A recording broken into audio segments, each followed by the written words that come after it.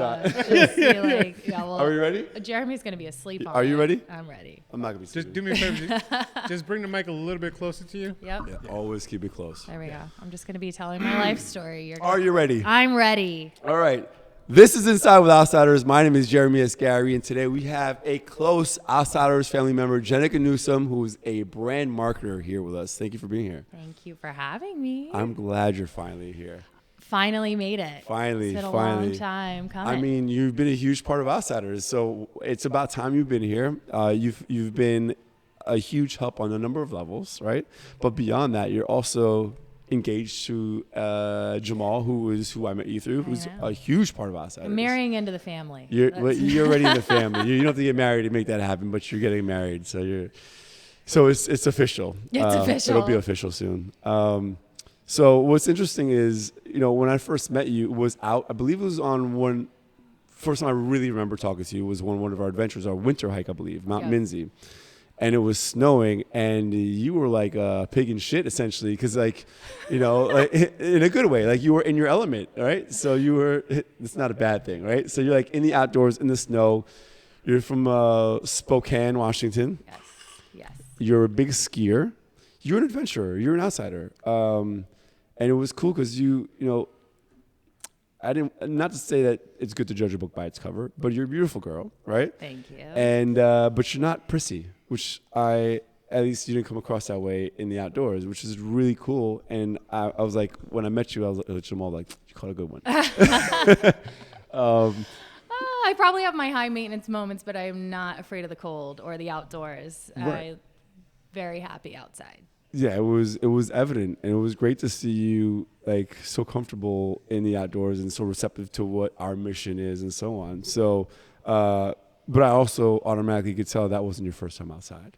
So let's hear about what it was like growing up, where you grew up, and I want to hear about your family, your upbringing, and your lifestyle. Then, what was life like growing up in Spokane? Yeah. So I was born in Palm Springs, which I feel is somewhat important to the story, but not really, because when I was 6 months, we moved to Spokane, so Pacific Northwest. So I really grew up in the Pacific Northwest, which is a great place. Spokane it's actually pretty close to Idaho. A lot of people think like Seattle, right. Twilight, rain, and it's quite arid and dry in the summer. Right. So it's really a 4 seasons climate. So, But it's not flat, is it? No. Because you get into Idaho and in these states, it's flat.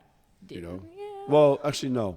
You go further east from there, it is, but it's still like a lot of fields. Geography is not my thing, but No problem. But, I don't know. I think How I far messed east that are up we too. going? Sorry, don't rely on our Like information Kansas? here. I don't know. But no, so yeah, where I grew up, definitely not flat, very mountainous, and so I think I had the luxury of growing up in an environment where you pretty much go skiing in the winter. It's like what you do. You play AAU basketball. Do you play basketball?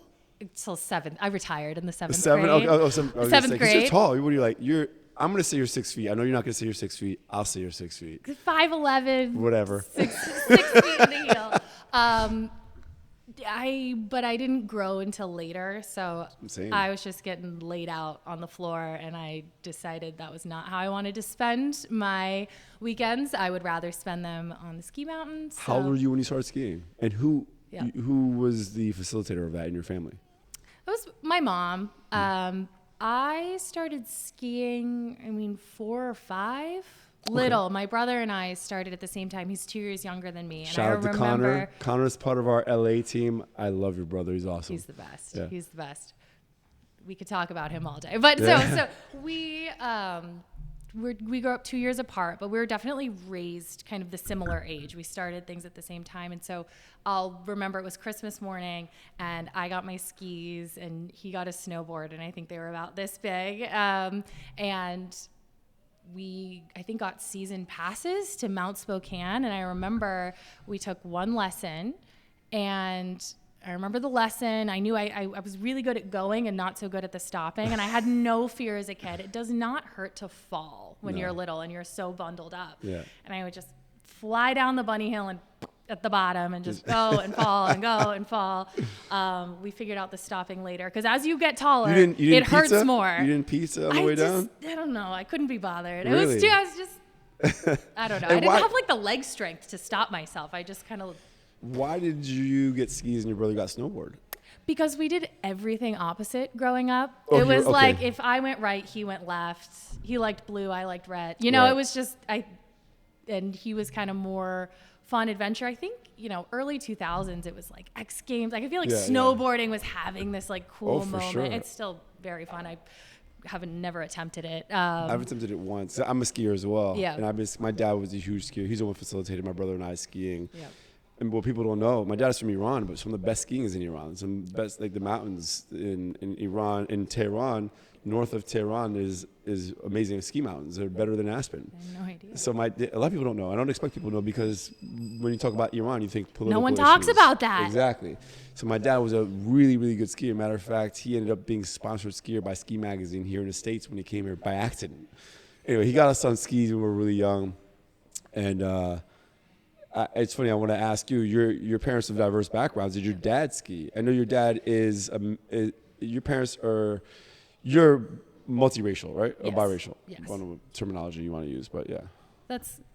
Yeah. Like Okay. my mom is, Dutch, German. My dad's half black. It's a lot of mixes in there. But my dad, he skied as well. My parents, when they were younger, they used to ski a lot, like in their 20s with friends, Right. like think Together. that, yes, think Okay, that yeah. like throwback, like 90s ski gear. They were The onesies they were and having all? a great The time. neon onesies? I Yes. love I think my those. dad's knees prevented his later in life skiing, so he retired. My mom retired. She became kind of like a great lodge mom. She would hold it down. She would drive us up every weekend. And I think she just wanted us to have that experience, have that sense of adventure.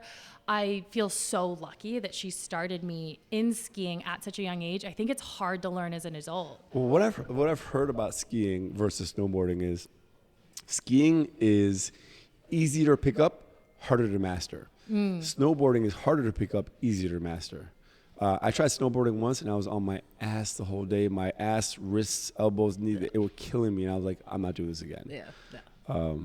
But where are your parents from Washington? Like originally, where are your parents from? So that's just so many places. Really? My dad grew up. So my dad was born in New York. Okay. So actually, my dad's side of the family has a deep history in New York, all the way back to my great-great-grandfather. So my great-great-grandfather was the child of freed slaves or escaped slaves. And so they ended up in New York, and he was the first black police officer in the NYPD, which is really cool. Really? So even though I didn't grow up in New York, I'm like, got a little That piece is- of the and that's history. history, yeah. Yeah. So they were in New York during, the Harlem Renaissance of the 1920s, and it was What a the great history time. was Yeah, very crazy. cool. And then my dad was born here, and then kind of grew up bi-coastal between New York and Santa Barbara. So Why Santa Barbara? my great-grandmother, so the daughter of my great-great-grandfather, so that was Samuel Jesse Battle. He was the first black police officer. His daughter, my great-grandmother, who was just an absolute force of a woman. Did you meet her? Yes. Okay. Yes. I knew her till I was like 13 when Yeah. she passed. And so she bought this beautiful property that's still in her family in Santa Barbara with this like incredible view of the coast in, I think, 1971. Okay. And so it's just kind of been a family house for Yeah. so long, which is Nice. amazing. And again, I just feel so lucky that like how she knew that was going to be the place in 1971 is amazing. So he was back and forth. And then he met my mom at Eastern Washington University. So he played football there. My mom had grown up in Washington State, Okay. went to Eastern Washington University. They then actually moved to California for a while. So that's why I was born in Palm Springs. And then they came back up Gotcha. to Washington. Full Connor story. was born. That's how we got there. Gotcha. So, They got you big into skiing in the outdoors, obviously, which is super relevant to this place. We're Yes. the North Face studio, North Face showroom. Never stop exploring. Like I said, super outsider-ish. You retired from basketball at 7. You started skiing.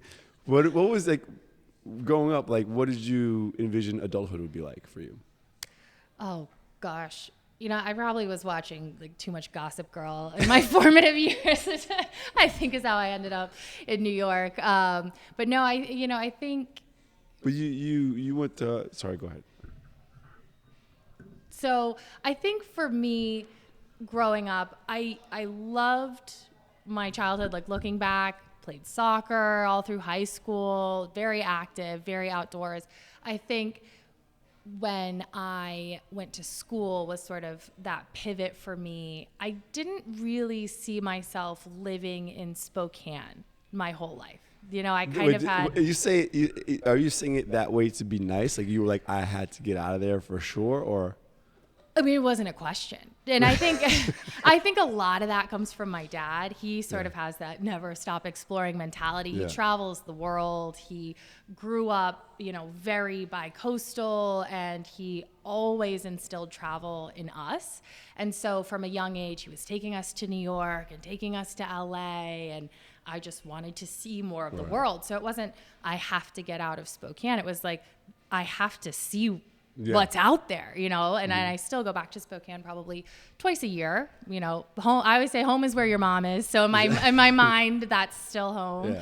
And I go back, as much as I can. And I think I love it more now. I realize how amazing of a community it was. And so I'm very grateful for growing up there, but I'm also very grateful that I had the opportunity to go to school. So that's when I got to the East Coast, But don't jump to college yet, because I know you went to, where'd you go to school? Georgetown. Georgetown, okay, yeah. What was high school like for you?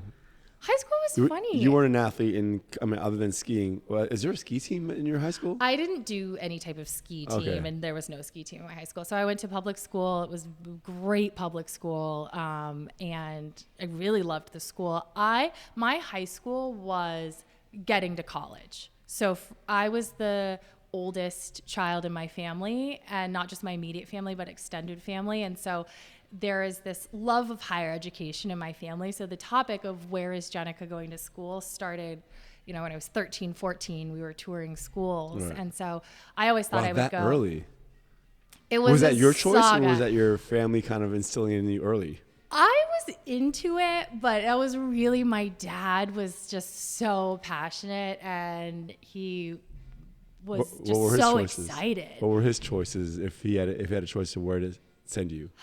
I think to this day, he still is a little bit sad that I did not go to Stanford. I didn't end up applying. Long story, I will not go into my whole college application process. But he'll still be like, wait, what do you think would have happened if you had gone to Stanford? I was like, I went to a good school, okay? I feel like you're definitely more of an East Coast soul. I think I needed to go to the East Coast. I think I may one day end up back on the West Coast. I feel every time I go back to the West Coast, whether it's Washington or California, I feel very grounded and very home. But I think I needed to do this journey on the East Coast. It's lasted longer than I thought. Have you spoken to Jamal about this? Yes, he's very aware. I think when we started dating, I was like, by the way, I'm moving to California. And he was like, oh. I was like, but I don't know when. Right. Well, or how. He's stuck around this far. So by the time this airs, you'll likely have already been married. So yeah. Can't get rid of me now. No. We're really we're very, very open about future plans, and I think one of the fun parts about it is we don't totally know what that looks like yet. Yeah, I agree. But I love New York. I've been here since 2016, and I loved Georgetown. But high school was really, for me, I look back and I was so focused on college. So for me, I was just school, extracurriculars to look good on the resume. Yeah. I was so disciplined. I'm like, how do high schoolers do it? You get up at like 6 a.m. You do the conditioning class before school. Then you go to conditioning school. Class? Like if you're an athlete, they have like 0-hour gym where you go lift. Really? Like, didn't have it in my school. So you're up early, and then, you're like driving or taking the bus to school, and class starts at like 8:15. So it's like you're already learning and in your chair, and then you go to school all day, and then you go to a sports practice after, and then you come home and you shower and you eat dinner, and then you have a mountain of homework from all these AP classes and things you have to take, and then you go to sleep for like 6 hours, hopefully, and wake up and do it all over again. You try to, But catch a believe it, TV not show. every student's like that. And not every school system provides that sort of workload for people. I mean, I went to a private school that had that. I mean, my school didn't have a sports team, so I had to play sports for the public school. So I was commuting from my house to school to the other school, then home. So I got used to the hustle, but I think it's important for kids to get used to the hustle. Yeah, that like 16-year-old energy. I'm like, I'm too old for that. I can't. That's too long of a day. But I look at the kids who I know who are in high school now, Jamal's younger siblings, and these kids work their butts off. Like they work so hard, and it's amazing. So getting into college and going to school, that was really exciting time of my life. And then I think that summer, that amazing senior summer when you're in college, you've been accepted, but you don't have any work yet. And it, I think, was for the first time in my life where I just got to live and felt this weight off of like, I did it. Right. I did it. I got into the school, and I had the best summer that year with some really close friends. And then off I went to school. And did you know when you went to school what you wanted to study already? I knew I wanted to be in business. I thought, I want to be a CEO. What did you study? I was a marketing and international business major. So I went to Georgetown as an undergraduate business school. So I went to the undergraduate business school. And so I knew that was kind of my focus. And then I just realized by going to these classes that my marketing classes were the ones that I was excited for. I wasn't just getting through it or trying to get a good grade. I really enjoyed the content. And I think for me, marketing was this cool combination of strategy and numbers, but also creativity. And I'm very visual. And so I love like visual worlds and brand IDs. And I just was like, this is exciting. I'm the same way. And I love collaborating with, like, I love throwing ideas your way about these, ideas for outsiders and with people like you. And just because it's refreshing, because it's almost like planting a seed, and then I put the seed in your head, like, this is the idea, and you're like, oh my God, this is great, but imagine this, and it's like this back and forth, which just feeds your creativity. And for me, I need to work with that creativity. Like, I need creativity to work. I can't. I mean, sure, I do numbers, I do all that stuff too, but that doesn't feed my soul. I think like accounting classes, it was just like I could do it, I could memorize it, but it was just like slow tier. I have so much respect for that profession and people who, there are people who can be incredibly creative in an Excel spreadsheet. Like, I know, like Javier, the Michelangelo of Excel. Javier makes like that's movies on Excel. I don't know how this guy does it, but he knows, like, he could just manipulate Excel to do anything. Yeah. I'm more of a PowerPoint girl. PowerPoint is my canvas. I can tell a hell of a story in a PowerPoint. I think in PowerPoints, like everything, like from, the wedding planning and everything. I have to, a trip, a vacation, I got to make my PowerPoint. Did you plan your PowerPoint for the wedding? Oh, yes. Did you? Yes. Of course. I have to. It brings me so much calm. Right. I agree. I mean, for me, I'm a combination of mood board, Excel spreadsheet. I guess my mood board is similar to what a PowerPoint would be. Yeah. But connecting the dots is what I really enjoy, like the execution, and then the results of because my experience, my art form, my medium is experiences. So seeing the joy it brings and the connections it brings is where I find happiness. Okay, your medium's way cooler than mine. Like experiences, I'm like PowerPoint. But in order to get to the end, we still have to do the same thing. Ultimately, right? I would agree. For me, the joy that I find in the creativity as a marketer, and also now we're doing this home build, I realize I find my joy in curating the experience. I picture who's going to be in this home or who's going to be at this event, or wedding planning, same thing. You're curating an experience, and you're thinking about, what are people going to eat and where are they going to go, and the day that they're going to have. And the key is what you said early. The superpower you have, and anyone who does experiences has to have, is the ability to envision, to visualize what's going to take place in the steps. Yeah. That's the key. You have to have a mental storyboard. And if you can do that, you're going to love what you do, because that's where I thrive and where you obviously thrive. Yes. And I know you guys have this house project in Poconos. Not only are you a creative, but you have the concrete side. I love that you took a course for interior design. Like I feel like you must be prepared in order to feel comfortable living.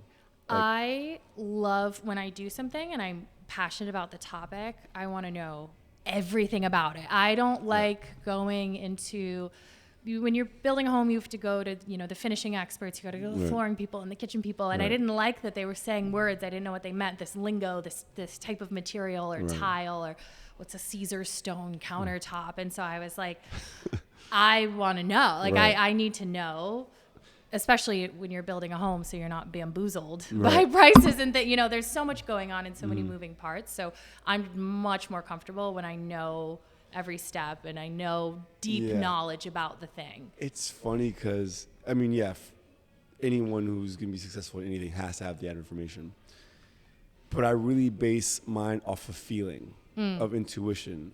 My intuition still needs to have a basis of factual information for sure. But I kind of go with what feels right based on the information that I've gotten myself, if that makes sense. Totally. Yeah. You got to have the balance. Yeah. Like, my intuition doesn't work if I don't have a foundation of knowledge about something. Of course. When I know what I'm talking about, I think that then unlocks the intuition where I know what I want. I can feel my way through something, but I like to have that tangible knowledge, especially in conversations when you're negotiating with a contractor or something. You got to know what you're talking about. I'm thankfully have a great network. So when I know it's not my forte and I don't feel like I want to go through that, I can ask somebody and learn about it. I guess that's how I get my information. I'll ask the expert.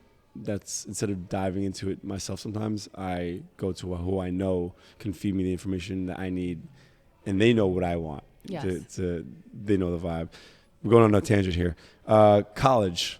So you jump into the major of marketing and international business. What was the reason why you chose that specifically, and what was the job that you had in mind? You must have had something in mind. This is where that comes full circle with what we were just talking about, intuition. I just felt very drawn to those subjects. I love travel. My dad traveled so much for work, and I think international business was such an interesting major at Georgetown, because you have professors who are just world class, and they come from the field. And part of one of the most amazing courses I took was not about business. It was just about cultures and learning different cultures of the world, and why, you would role play. Someone is the businessman from Finland and someone's the businessman from China, and they're having a negotiation. Yes. And you realize it can be two people in the same conversation who have completely different understandings of how that conversation's going, just based on cultural norms. Yeah. And it's not just like, do you bow or shake a hand? Like, no, that's so surface level. This is like deep cultural beliefs that, it was one of the most formative classes I've ever taken. It completely changed how I think about different cultures in the world. And there was one of the most interesting examples was how people stand in elevators. So the U.S. is very focused on the individual. It's a pretty individualistic culture. And so and you'll notice this now, you'll never unnotice it. When you're in an elevator, people get in and they'll stand as far away from each other as possible, to the point where if there's three people and they're standing as far away as they can, and then one person gets out, if the two people are close enough, they'll separate. We don't like to be close. There are other cultures where closeness, it's more of a communal culture, and they'll just stand right together in the same space. Brazil. And it doesn't. Brazil was that. Yeah.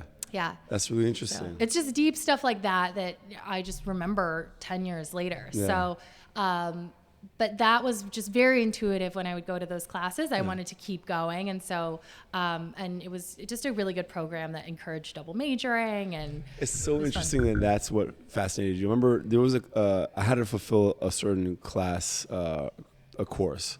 And the only course that fulfilled that was still available was Asians in America. And I'm like, all right, Asians in America, cool. Ended up being one of my favorite classes. And why I say that is because one, turns out that I'm half Asian because I'm Persian, right? Yeah. So they discuss Asian in media, Asian in culture, and the different cultural stereotypes. And the reason, anyway, it was a huge thing about culture in general and the different cultures within Asian continent. And we talked about so many different factors of the culture and how it's perceived in media and so on. It was fascinating how Asian women, East Asian women are sexualized as geishas, but East Asian men are was it emasculated, or basically they're not perceived as being very masculine in Western media and so on. Really fascinating stuff, and how when you say Asian, you think East Asian, but Persian, Indian, Pakistani, Turkish is also Asian. Mm. When people say we were around the corner the other day, and we ran into this girl, Sam, that runs Asian Trail Mix Run Club, and so she's a character, right? And one time I told her, yeah, I'm also Asian. I'm half Asian. She said, no, you're not. I'm like, I'm Persian. She's like, no, it's not. Like, what continent is it? And she's like, oh, it is. So when she introduced me, we walked past, she introduced me to 40 runners. Like, she's about to run on this run club. And she's like, this is Jeremy. He's half Asian, half. I'm like, why are you introducing me? It was hilarious. But yeah, it was just really rethinking how we think about the perception of Asians. Anyway, long story short, there's a lot of richness. Cultural and stuff is fascinating to me. Yeah. So I totally understand why you were drawn to these classes in college, and I can see that in your personality. And you light up when you talk about different cultures and travel, for example. So, by the way, I don't know why you guys still haven't been on one of my destination trips. We're gonna get there. Yes, I'm holding out for Sardinia. Next year, 2025? 2026. I still don't even have my honeymoon planned. I'm getting there. We'll get it. But I think, the through line for me, or the red thread of my interests, were really people and communities. And that was so much more exciting to me to understand people or purchase motivations or things we learned about in our marketing class. There was a time when I thought I might minor in psychology because I did. There you go. It got really technical for me at one point. I was like, oh, this is really deep. I'm like the amygdala, like, oh my God. But I really loved just understanding motivations and humanity and people and what makes people tick or excited. And I use so much of that in my day-to-day and in brand marketing. And so I think it's fun. It excites me more than like a spreadsheet. Right. So although I do a lot of spreadsheets. When you graduated, before you did, you knew you wanted to get into that field, but did you have a dream job in mind? No. Okay. No, it's really interesting. I got so lucky. I feel so grateful for this specific class that I took. Professor Towns, Marlene Towns, she had this great marketing course, and she would invite in guest speakers. And so it was my junior year. She had a guest speaker who became a mentor of mine. I just went up after class. I didn't have a summer internship yet. And I just said, hey, are you hiring any interns? And he was like, send me a resume. And then I ended up on this whirlwind summer internship, and he was working in a lot of kind of marketing startup space. Is this in DC? The internship was in New York. Okay. Which was very fun. So it was my junior summer of college, and it was in New York. A lot of my friends went up to New York, had the New York internships.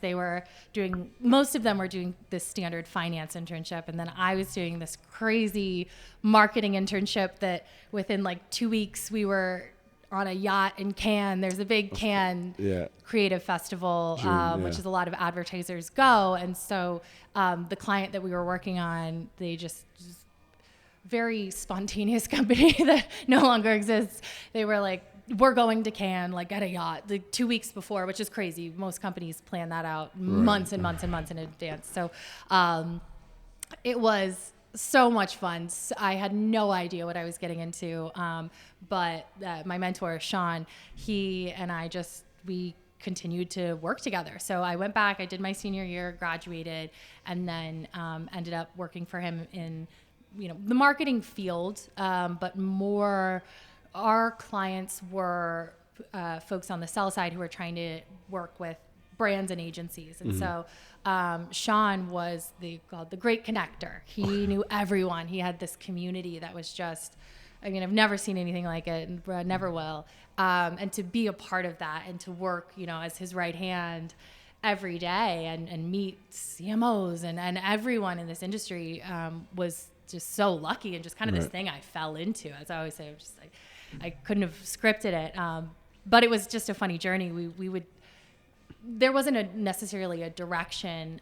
But as I got into the industry and I saw how everything worked, I really was drawn to the brand marketers and what they did and their... What was so fascinating about that for you? I think it came back to the people, right? Like they were marketing to consumers. Right. And as a consumer myself, I just like to put myself in someone's shoes. Why does someone want the North Face brand? What does that make them feel, right? Or what it's all about that feeling. Yes. And so that intuition. Yes. And so as a marketer, you get to really you get to live in your intuition, but you kind of have to put yourself in other people's shoes. Yes. And I am definitely, I would say, more of like an empath type person. I feel energies in rooms. I can tell if that person over there is having a bad day or seems really uncomfortable. I feel it myself. And sometimes it makes it really hard to live in New York when you're inundated with chaos and craziness. Yeah. Taking the subway can be extremely traumatic for me sometimes. But it's such a happy place to be as a marketer because I just feel like I can slip into mindsets in a way that I really enjoy. I like thinking about the people who would use certain products, or why, or when, or what are they excited about? Why would they buy this as a gift? Yeah. What are they thinking? And so, well, it's a puzzle, right? Yeah. And it's a challenge each time to figure out how to get to where you want to be, or how to get these people to want to relate to the brand, essentially. I don't want to say purchase because that's not always the end goal. Right. I mean, yes, you want sales, but you want people to identify because then it will lead to the brand loyalty. No, but they could sales. follow you on Instagram. That's not a purchase, but to be, again, in the community and to wear your logo, that's like a pretty big endorsement, and so, hey. I'm logo free today. But so as I was working with Sean, he just in such an amazing way, and the power of mentorship in my life is just, I couldn't say enough about that and my desire to pay that forward. But he looked at me one day and he said, what do you want to do in your future? And I was kind of, my employer is asking me what I want to do, and it might not be to be his right hand every day. As much as I loved everything we were doing.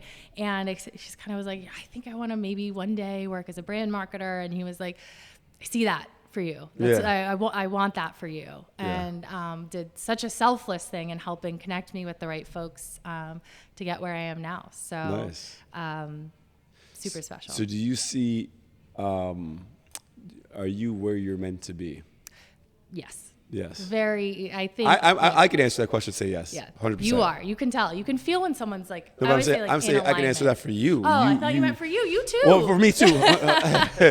I'm not denying that for sure. This is what I was put here. This is one of the things I'm put here for, right? Yeah. I think I'm multifaceted, just as like you are, but I could definitely see that with you. Yeah, I think it's that feeling of being in alignment. That's what the kids call it. I don't know. But that feeling of just like right place, right role, like where I live, I feel good.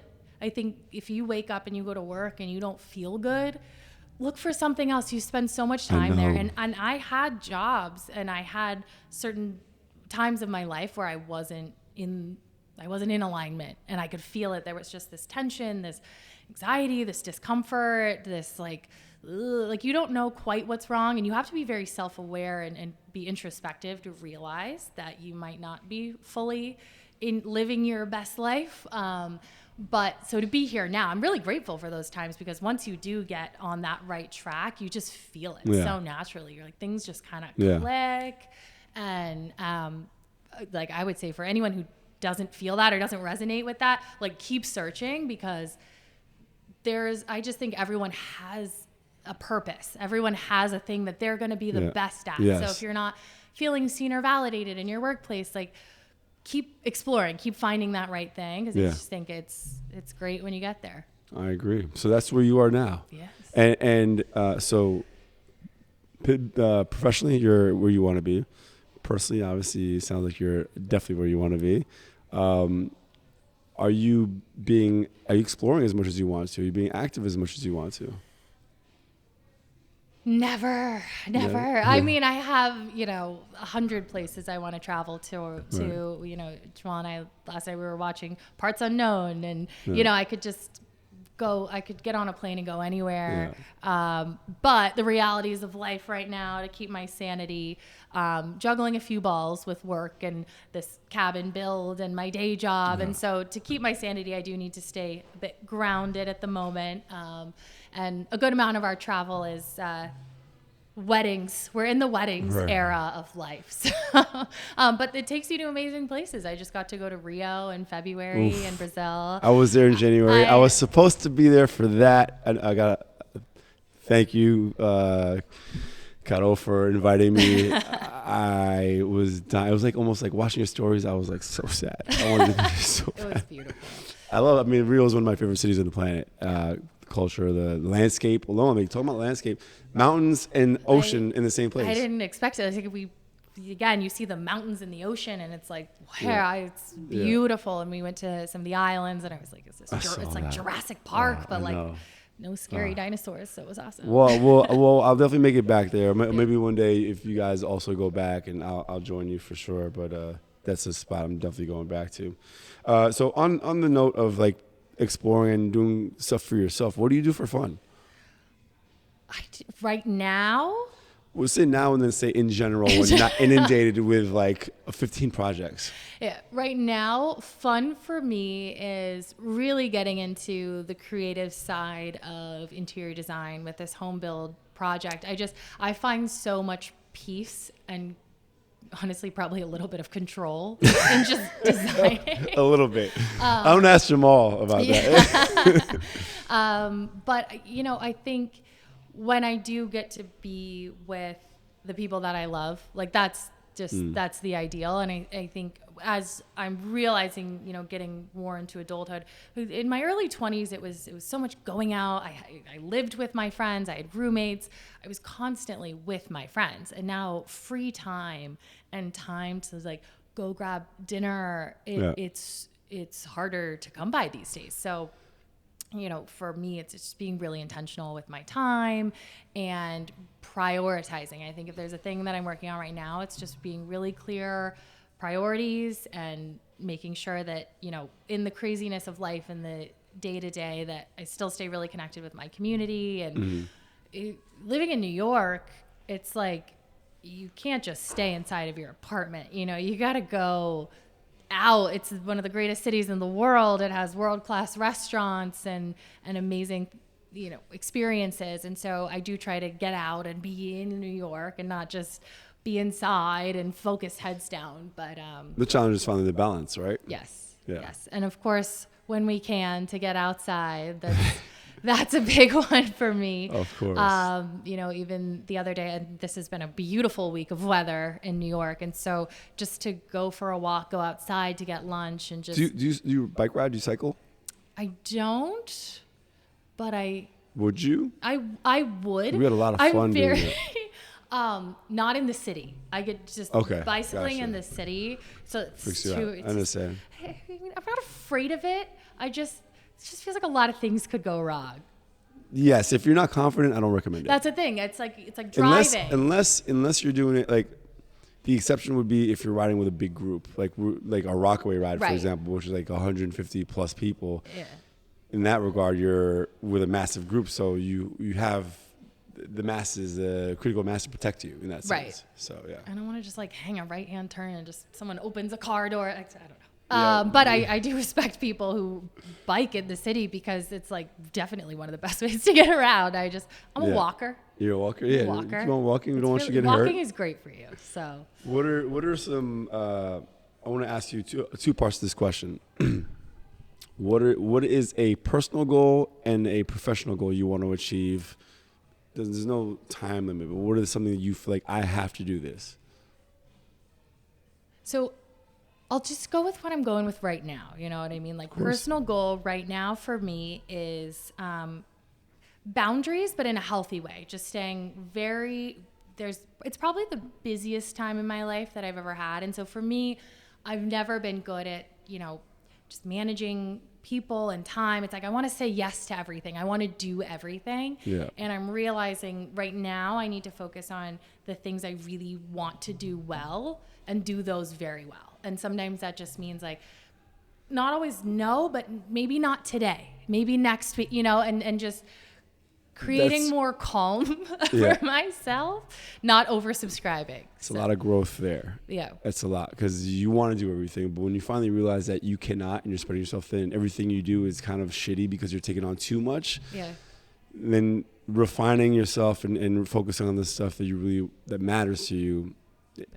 That's a good goal. And I think once you start to partner your life with someone, you have to be a lot more mindful of those things, because if you say yes to everything and you oversubscribe and you spread yourself so thin, you're not showing up in a great way at home, and also you're bringing this chaotic energy in every day. When I was by myself, I could run myself to the ground and there was no accountability. That's one of the, not a worry, but something I'm aware of myself of. I'm single, so when I meet a woman that I decide to do this with, you'll get your accountability coach. Oh, I'm sure. If she's as tough as Jamal, you gotta shape Jamal was good at it. I remember him. He's very good at that. He's super structured and super literal. I mean, he's our engineer. He's our engineer. We've spoken about like communication with Jamal is very. It's got to be very factual, fact-based, and which is great because you're gonna get great. He's going to achieve the goal that he wants to achieve because he's getting this information. He's very grounded and disciplined. He's not a creative in that regard. I'm like the crazy one painting on the walls compared to him. So am I, though,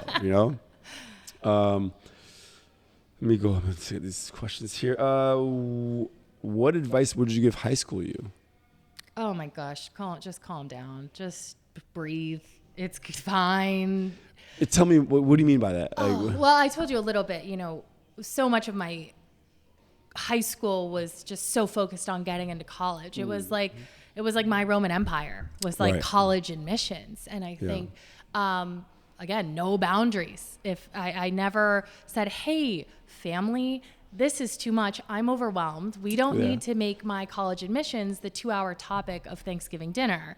Wow. No, it was deep. So many people, uncles, like, you got to go here. And I went here. And it was interesting. For years. I mean, I don't know. It's very kind of weird part of my childhood I landed in a great spot, so I can't say it wasn't worth it. But I built it up so much in my head and put so much pressure on myself. And I think this perfectionism, I got all A's. I did everything right. And then I landed in an amazing place. I don't regret it, but I think I could have had a little bit more fun, a little more calm. Yeah. Everything's going to be okay. Right. That's good advice. A B is not the end of the world. And people would tell me, like my mom would tell me that, and I couldn't be bothered. Oh, and your parents I could would tell not. you this. They were trying to tell me, like, calm down. Like, we're so proud of you. And I was like, must be Are perfect. You competitive? You're not an athlete, which is why I'm asking you for competition with yourself and in work, I guess. Yes. I have a high standard for myself. I'm very... When I say you're not an athlete, you're an athlete, but not a team athlete. Not a professional athlete. Exactly, yes. No. Yeah. I am somewhat banned from even playing board games in my social circles. I get so heated. It's like the shadow self comes out. Like I can't even see straight if I'm like, especially if there's a timer involved or like things that buzz or like, I hate board games. I hate board games too much. I hate board games. I hate my mom. We need is a support obsessed group with card games and things like that. And after Thanksgiving, she's like, "Let's put out the cards." I'm like, "No, you guys." I just want to relax. I'm going on the couch. No. I'll watch. I'll partake in conversation. Yeah.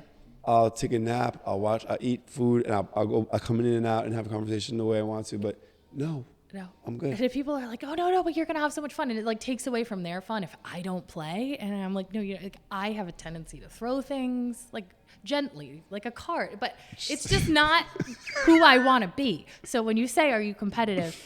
Yes, You're to hilarious. a fault. Yes, So I gotta like maybe that's I'm my very personal competitive goal too. is like. Yeah. But you know what? I don't need to learn how to play board games. No. The world is going to keep turning I think if I don't play spoons or whatever. Competitive approach to things is healthy, in my opinion. And if it's an environment where you're competitive but the others aren't, and you might get upset, remove yourself. I just removed myself. Yeah, I think you did. I'm with you on that. Sips wine, enjoys. What is the next question to you is? What's your favorite part of Outsiders?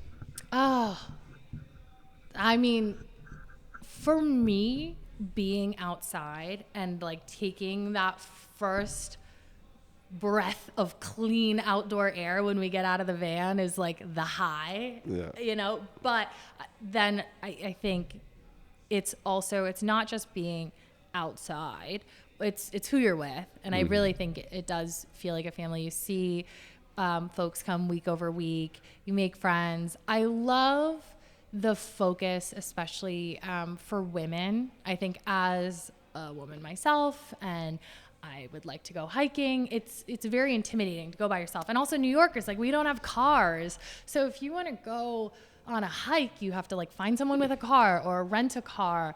I don't like driving. Again, not my thing. I'm good at a lot of things. That's like not my thing. So to get in this van, have fun with people, laugh along the way, be outside, be safe, have someone plan the hike for me. I'm not going to get lost and like end up in the stream or something. It's just, it's a good setup. You did a good thing. I mean, it's plug and play. You click a button and it's done. So yeah, it's when you have a busy, hectic life like yours currently is, to just be able to have it taken care of. And yeah. And it's fun to, to also, there have been a few times, and Jamal has been a guide in certain times. And so when I'm like kind of with him, it's like camp counselor vibes when you're a guide, which can be really fun. But one of the times I got to experience maybe being in like slightly more of a leadership position myself was when we did the ski trip. I think was Stratton? Stratton, yeah. Yeah. Day trip, and realizing, there were folks who went on this trip who had never skied before. And I was like, you are so brave. And we have a lot to learn today. And it was so fun. I made friends and was, showing people like the pizza. now that you know, I've learned the pizza. Well, I never really was a pizza girl. I just kind of like learned. But I know that you're supposed to. And it was just one of those like bluebird days. We had pretty good snow. I try to be kind to the East Coast mountains, but growing up on the West Coast, I'm like, I know. I had only skied the East Coast. Yeah, I've only skied the East Coast my whole life until I went to Japan. And the only places I've skied in my life are East Coast and Japan. I want to go to Europe. I want to go to West Coast. I just haven't had a huge urge to ski recently in the last 2 seasons for some reason. I think it's because I got more into playing basketball, but back to playing basketball. But yeah, I've never done the West Coast, and my friends who ski and snowboard are like, what? I haven't done it yet. You got to do it. I know. I gotta go. Outsiders, Big Sky. We did Outsiders Hokkaido, Japan, which was insane. The fact that I did. Yeah, it's like, you are so brave to lead a trip to Japan to go skiing. I'm like the what could go wrong person. I'm like, we're gonna lose someone the snow. I mean, the snow. In full transparency, it was a partnership with a company called Override that we work with. Okay. And it was their trip. They asked us to help with marketing and bring people on and so on. And they're friends, so like, it was more like come hang out too. So we did. That's awesome. Like nothing better than ramen after skiing. It was amazing. That's on my bucket list of. Let me know because I got the itinerary. Matter of fact, I might even join you. I had such a good time. Hash it out right here. Let's do it. All right, this is an interesting question. I don't ask everybody, but I think maybe you can connect with this. The Outdoors has typically been very much, Outdoors as a brand, very granola, very white, right? For a number of factors, right? For socioeconomic factors, for just because if you don't grow up with outdoors, specifically skiing for that matter, skiing is a very interesting culture. You're waking up at 4 or 5 in the morning to go, or early to go hit the mountain. It's expensive. You have the other gear. It's a process. So if you don't grow up with that, if it's not nostalgic to you, chances are you're not going to do it. What is your experience like being someone of color in the outdoors? Not necessarily only skiing, but since that's kind of like your thing, you speak on that. No, it's, growing up in what I would say is kind of a skiing community in the Pacific Northwest, it was more common to ski than to not. Right. What I would really say is it's that access. I was 5 years old and I'm being zipped into a snowsuit and plopped in the skis and thrown down the mountain, and I never knew any different. It's kind of like you really don't know differently. And so that's why when I was at Stratton and I was with this awesome group of girls, and it was like their first time, and I just was like, this is so cool that you're doing this, because it is a really high barrier to entry. Like the access is so hard. To your point, how do you know what type of gear to buy? Boots are like $500. You know, I get shocked. I love it, and I'm like, forget this that is equipment. crazy. Think about like the ski pants and the jacket and the pants, gloves and goggles and tickets, and it's you have to like love it, and I think you also have to feel welcomed into it, you know. And I think sometimes it doesn't feel like the most welcoming environment. It's cold, it's expensive, it's hard to get to. They don't put a lot of the mountains by the airports, so then you got to like rent the car and drive 3 more hours through Colorado or wherever.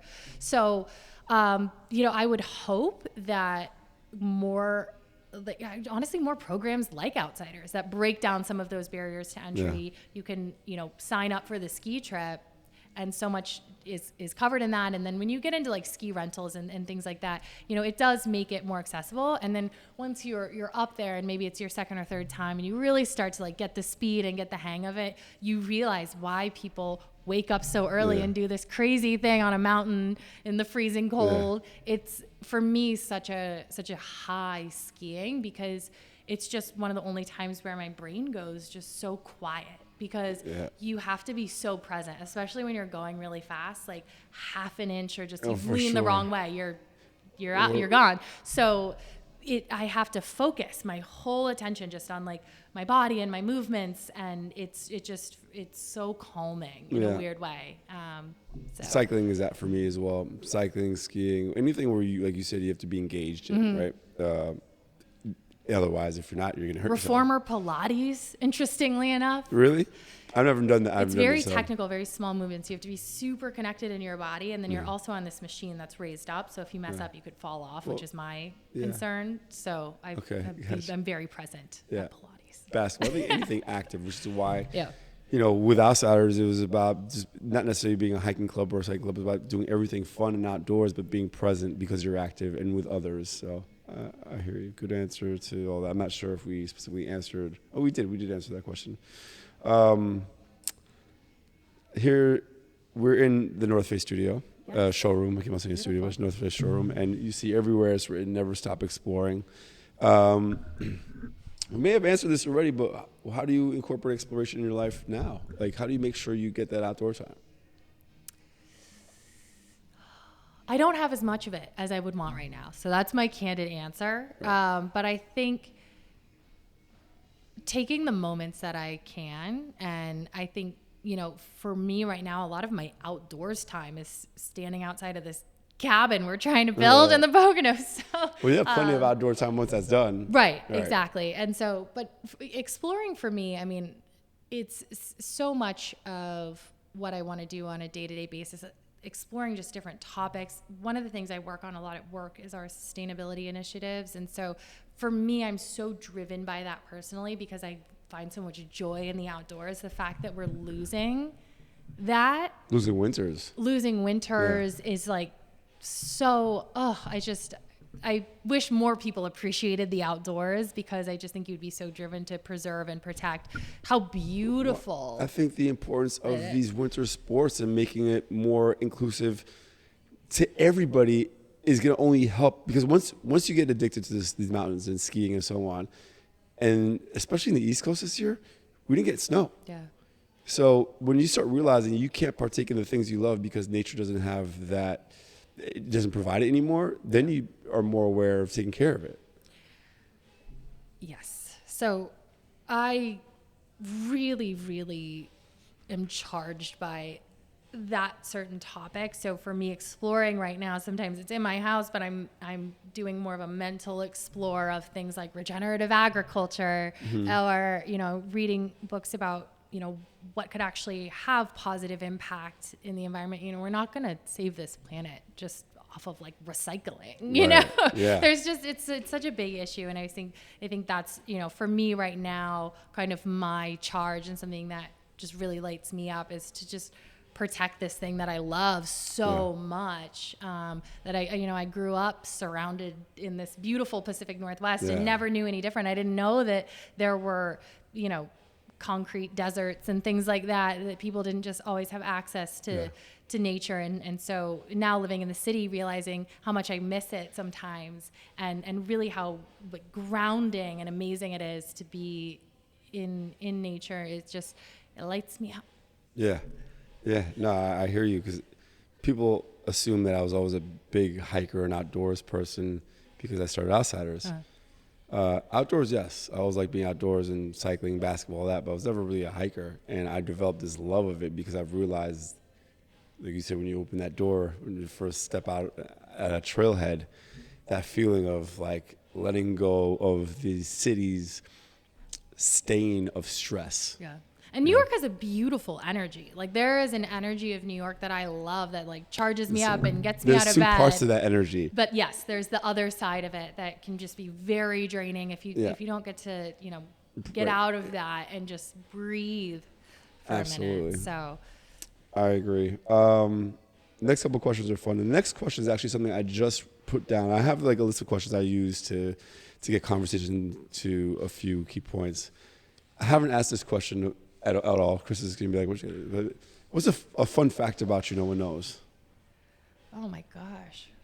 And do you have a fun fact about yourself? I do, but I'm like, what do people think are fun facts? I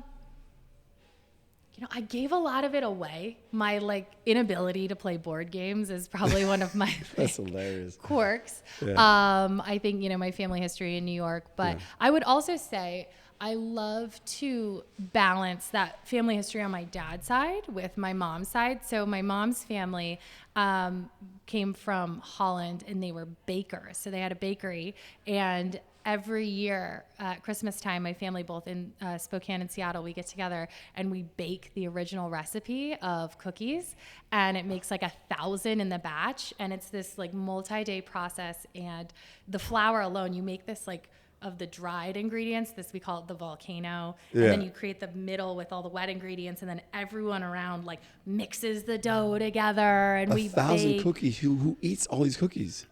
It's been written about in like the local paper in Seattle. They become the gifts to friends and family like every year. And we just call them Dutch cookies. They're speculoos is the actual cookie. But they go down pretty easy. So myself, I'm eating the cookies. Right. And I think that's just a really fun tradition and kind of a cool balance. And for me, being multicultural, biracial, however you want to cut it, is I love to celebrate both sides of that, and like rich heritage just coming from so many sources. And then, the product of that, little old me, just kind of living at this intersection of, rich cultural history from all over the world. So I think it's fun.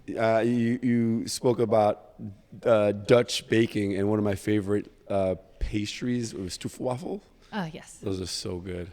So those are addictive. It's like, and I don't really eat that anymore, but I remember like getting a bag and it was gone. I couldn't control myself. I'll put these away and put them back. It is another weird fun fact. I have really good control with sweets. Like, I need a bite of something sweet, but then I can just be done. Oh, I have great control now. Like, I don't eat any. You're not eating but you can't even go there. I'm exactly. I love just like a bite, and then I can just eat it. I mean, I've eaten like boxes by myself. Next question is a fun question. What is the most embarrassing moment? What was your most embarrassing moment? Daily. Where did I even begin? I feel like maybe you've had one throwing a board game at someone's head. Yeah.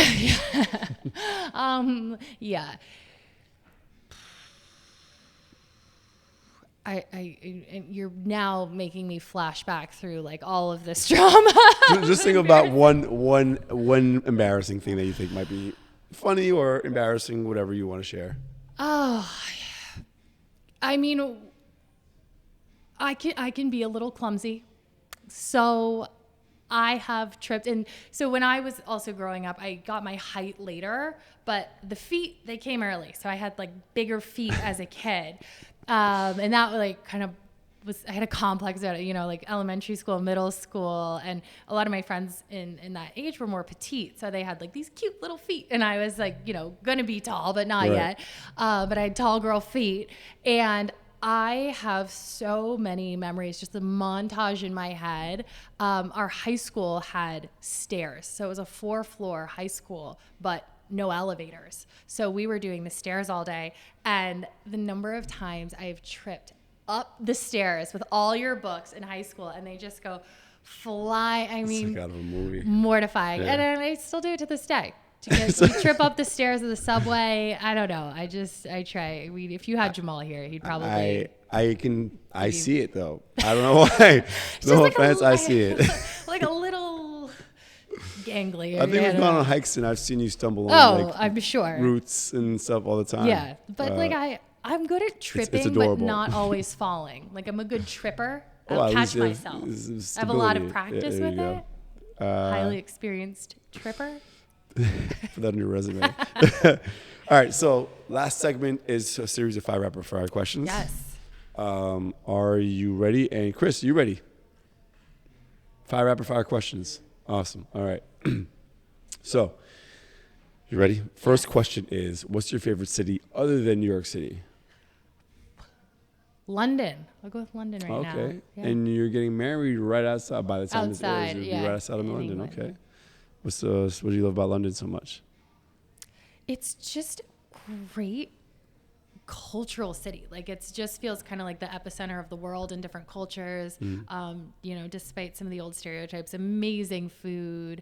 Jamal's family's there, so you get like the family connection, beautiful history. I love the architecture. I love that things are old and they were built to last and they're still standing. It's not like some of the cities now, they feel like they just pop up cities. Like London, it just feels storied and a lot of character. It reminds me of New York but a different flavor. And it's so small too. It's just That's I'm spending more time in London now that we have outsiders there. And the first time my friends weren't there, so it wasn't the experience I wanted, but the last couple of times, last time I should say, was a great experience. Like, you know what? I can spend more time here. Yeah. Some of the most fun nights of my life. Really? Just great. I'm looking forward to more fun nights for your wedding, so that'll be fun. Hey. And I like the fact that it's a 2-hour train ride to the center of Paris. I love that. I've done that train. Yeah, I love that train. We woke up and had breakfast in Paris. Yeah, I'm doing that train in a couple weeks. All right, so next question. If you could do any other profession, what would you do? Right now, probably interior design. Okay. Yeah. So I don't know. I think it's the curating of the experiences. It's visual. It's fun. I feel like I could do Creative. it. I don't know. I enjoy it. Okay.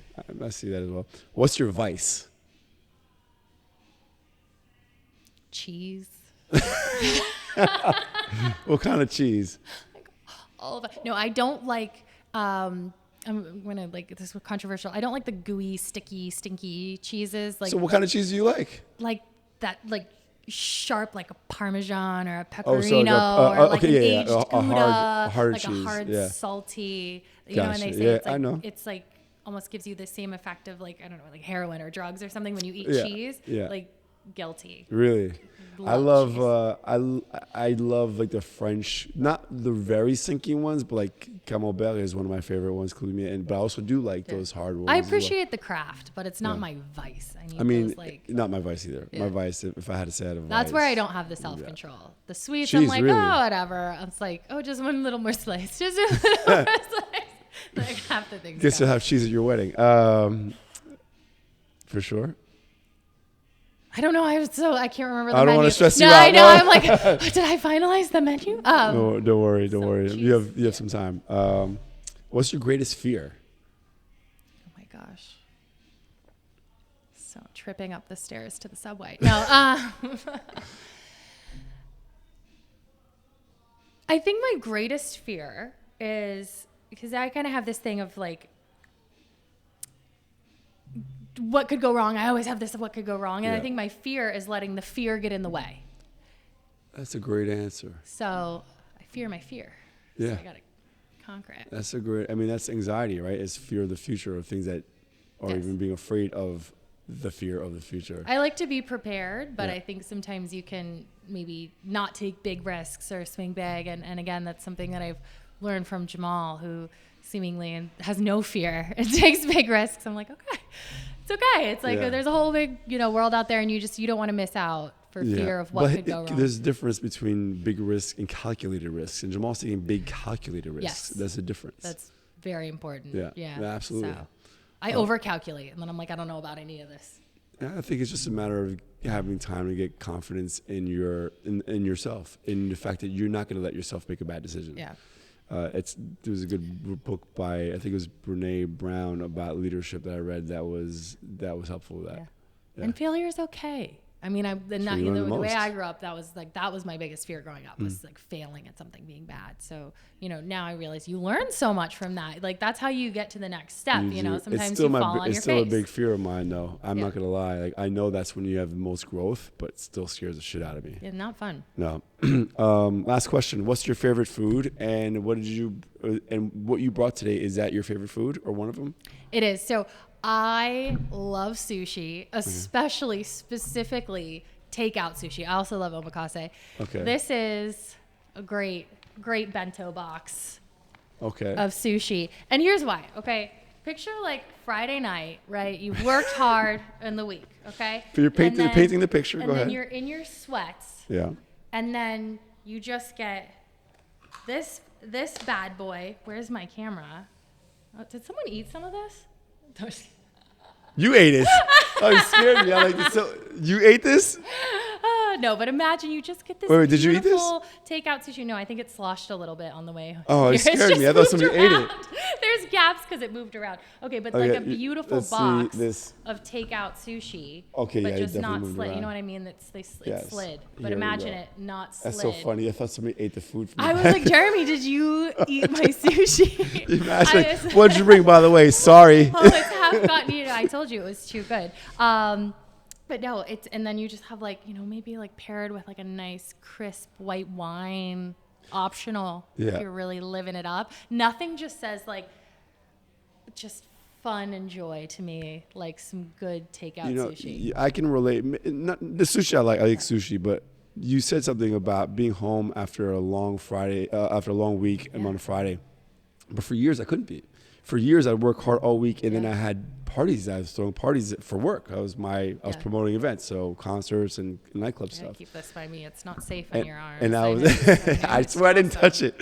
And the dream, I remember thinking to myself, wow, it would be an amazing night to be able to stay home and get pizza or get whatever it is. Doesn't matter. No dishes after. You don't have to forget cook. that. Just to be able to eat and watch TV and maybe have a friend just enjoy the company.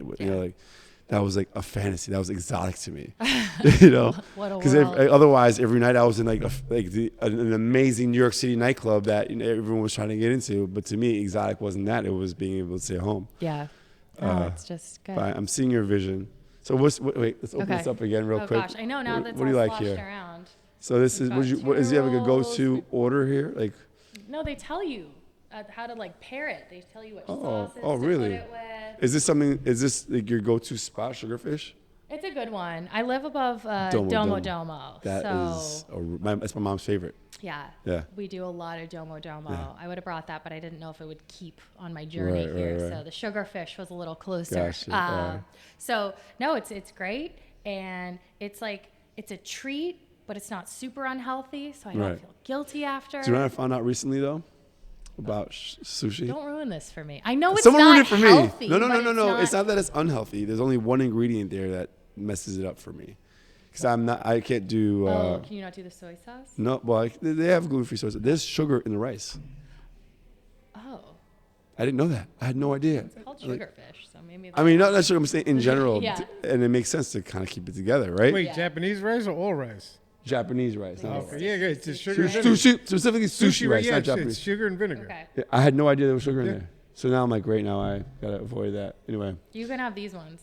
I appreciate that. rice-free. I have a taste for sure. We'll eat off camera, Yeah. okay? I will not be eating.